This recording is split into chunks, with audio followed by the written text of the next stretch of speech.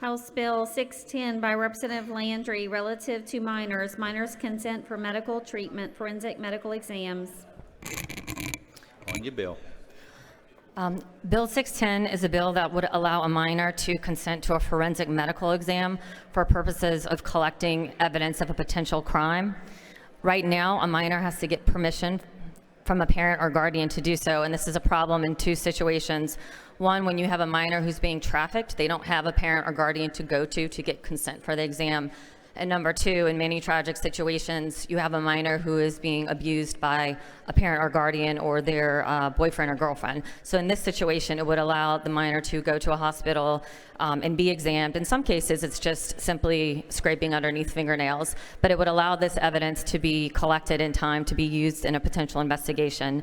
And I did have a few questions. DCFS did testify at this committee hearing and has no opposition to this bill. All right, we have one question. Representative AMEDEE for a question. Thank you, Mr. Speaker. Representative Landry, does this only take effect when there's a situation where it seems that the parent may be the perpetrator? Or if the child is being trafficked, like they don't have a parent or guardian to call. Does your bill include any provision that the medical authorities document their attempts to reach a parent? So the medical authorities you're talking about are mandatory reporters, like teachers, so they would be required to call DCFS in this situation. In this type of situation, I spoke to DCFS last week, and there's generally already an ongoing situation with the parent. And so law enforcement, the parent, and DCFS would all be involved in the situation. But would somebody, DCFS or law enforcement, would somebody make an attempt to reach parents before proceeding?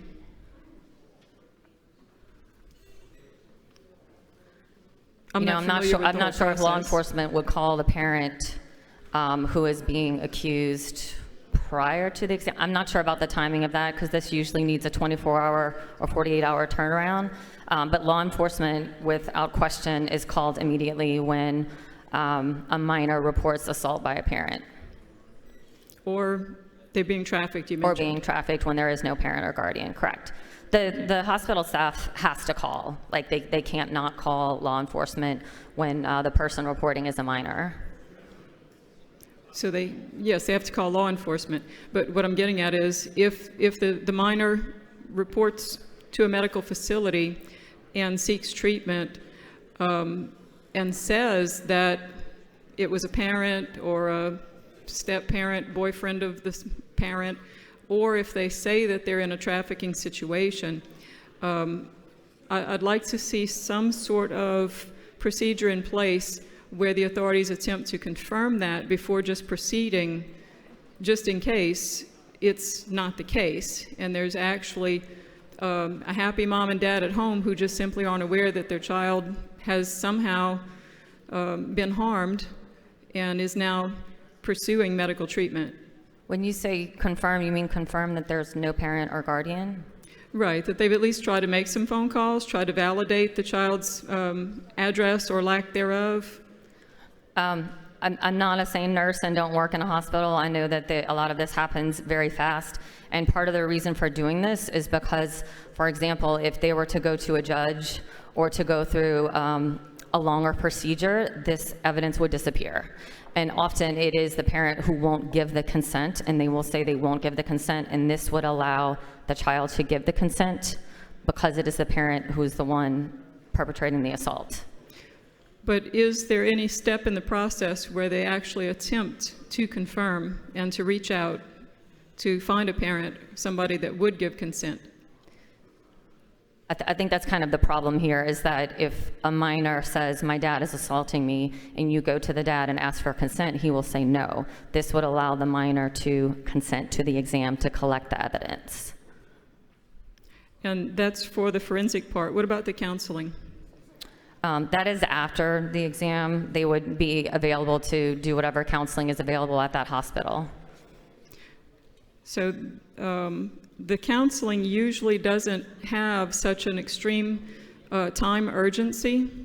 So in the case of the counseling, are there steps taken to try and confirm and verify where there may be a parent? My answer would be the same, that often there either is no parent because of trafficking or because the parent is the person perpetrating the abuse. You can't go and ask your abuser for permission for counseling or for an exam. This recognizes that this happens far too often, especially in our state. So that's for the exam, but for the counseling? To me, it's the same situation. They both occur in the hospital or in the, well, no, it would have to occur in a hospital for the exam. I would assume the exam has to be in the hospital. I'm not aware that they could occur outside. I would imagine the counseling could be wherever, whenever. I believe that is a referral from the same system in the hospital. I don't know if it actually occurs in the hospital. This bill, by the way, if some of y'all are familiar with STAR, the Sexual Trauma Awareness and Response Organization, they do a lot of work here in the Capitol, and this is a bill that they asked me to carry. Okay, so it was requested by STAR? Yes. Okay. And you said that there was testimony from DCFS and a in SANE committee? nurse who conducts these exams. I'm sorry, and what A nurse? SANE nurse Okay. who is specifically trained in forensic sexual assault exams. Okay. Thank you, ma'am. Thank you, you. Mr. Speaker. Thank you. Representative Cruz for a question. Thank you, Mr. Speaker. Representative Landry, the intent of the bill, I think, sounds great. I mean, we definitely want to limit and eliminate trafficking altogether and deal with those issues where someone may have been assaulted by a family member or something like that. The concern is always safeguards to make sure this doesn't get out of the bounds that it's designed for. So one of my questions is, what penalty is prescribed when notification is not performed? Say a minor comes in there and there is no attempt to make contact with a parent that's not the one accused or some other legal guardian. This allows the minor to consent to the exam specifically because the parent may be the perpetrator. I'm not really sure I understand. But what I'm saying is, if the minor comes in there and she is not accusing a parent, but it's somebody else, shouldn't a parent be notified then?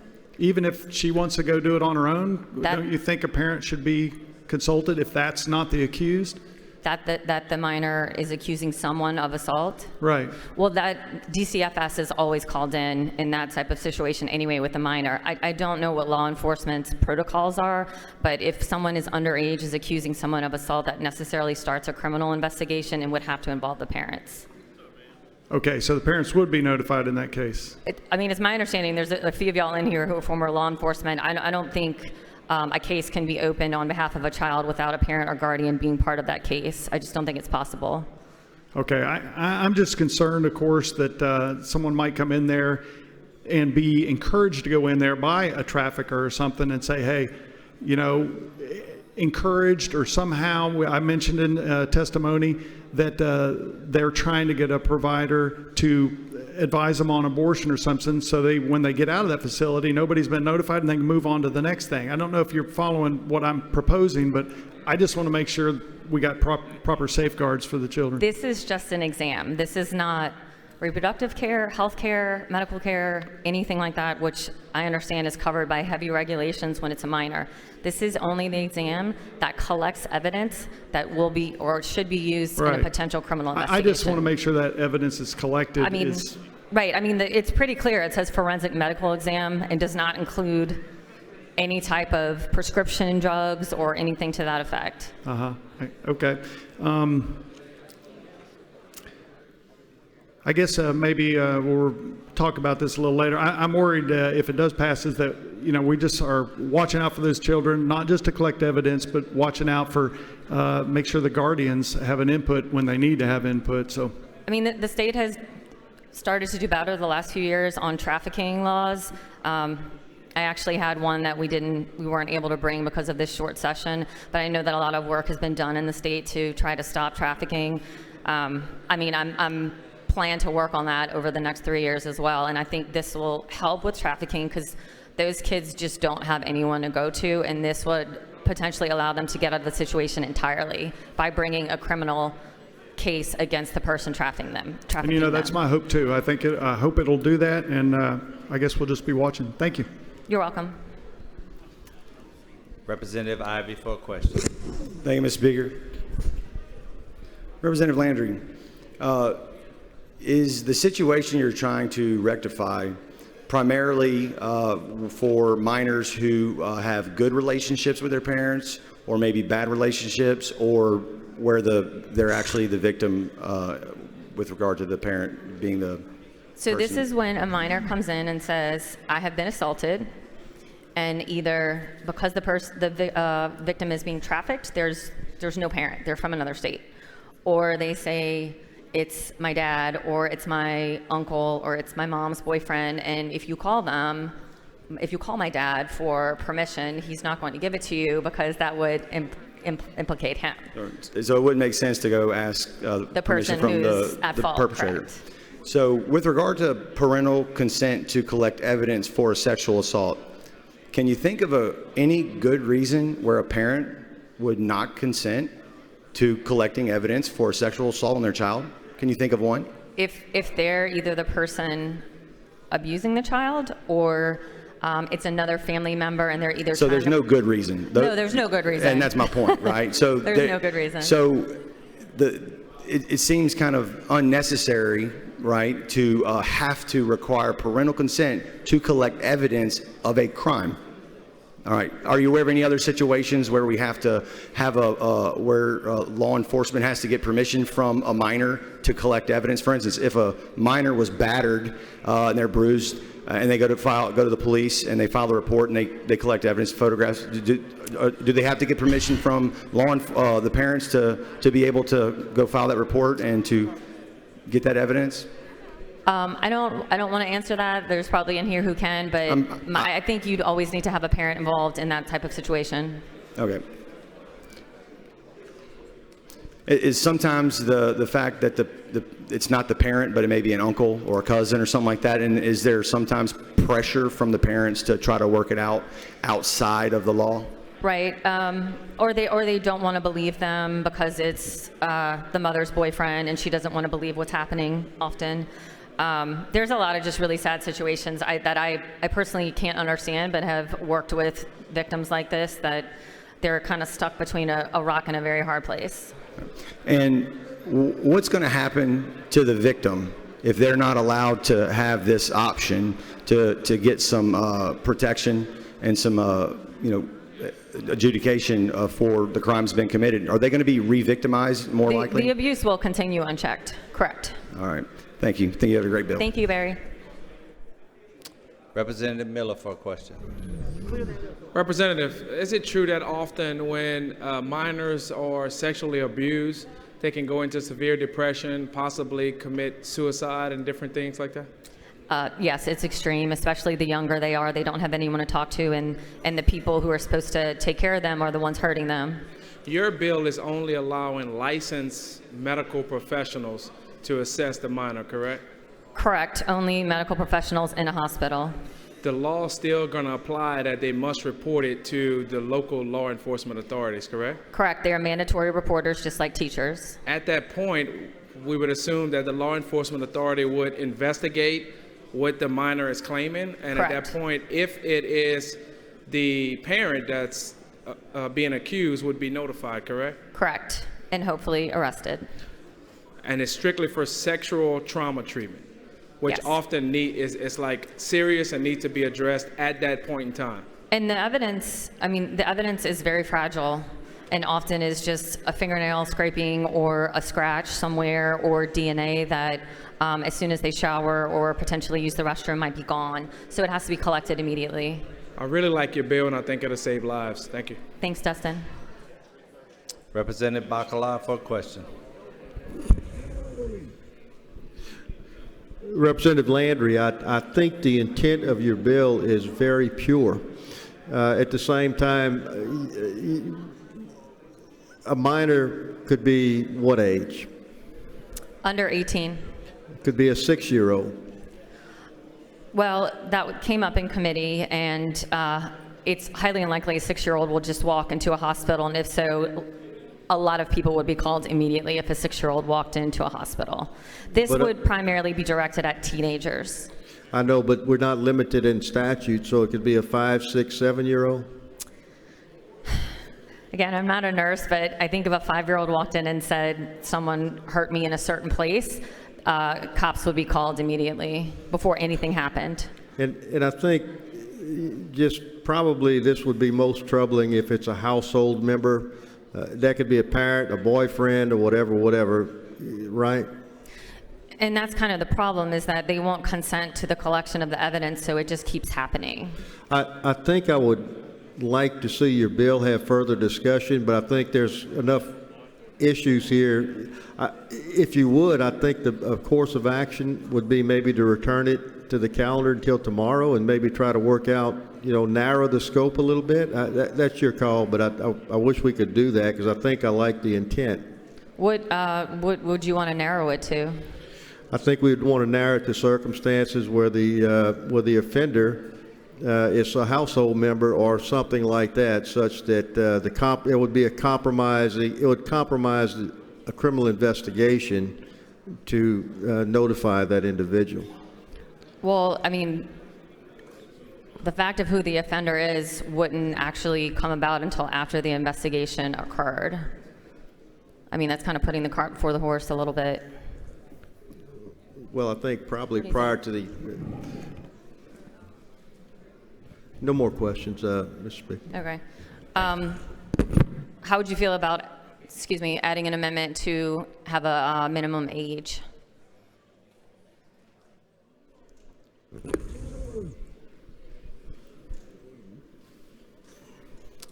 You're on. Thank you, Mr. Speaker. I think there are a couple little things, and look, I'm trying to help the bill survive. So anyway, again, if we could work together on this a little bit, it would be appreciated. Today? Okay. I will, if the speaker allows, I will temporarily take this off the calendar to work on an amendment. Temporarily return it to the calendar without objection. Representative Landry moves to call House Bill 610. It was returned earlier this afternoon. House Bill 610 by Representative Landry relative to minors' consent to medical treatment, forensic medical examinations. Without objection. Thank you. On your bill. Thank you, everyone. Just again, this is a bill literally intended to assist victims of trafficking and kids who have been assaulted by a family member. Just to remind the people who were in committee, no one objected to it and there were no red cards on the bill. But in the interest of clarification, I worked with Mr. BACALA, and we have a set of amendments that clarify, to paraphrase, you can see 1 and 2, that it will this section will apply exclusively when there is a reasonable belief by the sexual assault counselor that notifying the parent or guardian would impede the criminal investigation. While this is essentially what happens, this does clarify that the parent or guardian is only not called when they are suspected of either perpetrating the assault or covering up the assault. And I think, Mr. BACALA, I don't know if you have anything you want to add, but I think that does clarify what some of your questions were. All right, let's adopt the amendments first. We have 2 amendments, Madam Clerk. Representative Landry sends up 2 amendments, number 2, 4, 7, 8 on your computers. Is any objection to the adoption of the amendments? Seeing none, the amendments are adopted. Representative BACALA for a question. And Representative Landry, doesn't there also include a DCFS component? Yes, in the first one, that was on page 1, that in those cases, DCFS would be notified immediately or as soon as practicable. And again, that does happen, but this makes sure that the people, the medical professionals doing the exam included in their checklist, which it already does happen. Thank you for putting that amendment. Thank you. All right, there are no more questions. Representative Landry moves final passage of the bill. Those in favor of the bill vote.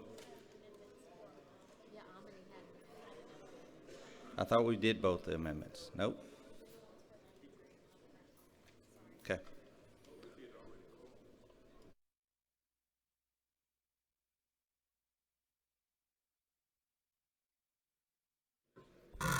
Representative AMEDEE has amendments. Are those withdrawn? She waives. Withdrawn. All right.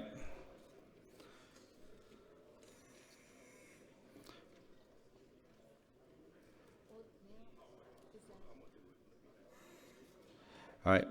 Representative Landry moves final passage of the bill. Those in favor of the bill vote yea. Those opposed vote nay. Clerk will open the machines. Members, vote your machines. Vote your machines. Vote your machines, members. IVEY, yes. Thompson, yes. Wilbur Carter, yes. Green, yes. Romero, yes. Bryant, yes. Dustin Miller. All right, let's close the machine. 100 yeas, 0 nays. The bill is finally passed. Representative Landry moves to adopt the title, moves to reconsider the vote by which the bill was finally passed, and lay that motion on the table without objection. So authored. Open the machine for co-authors. Members, vote your machines for co-authors.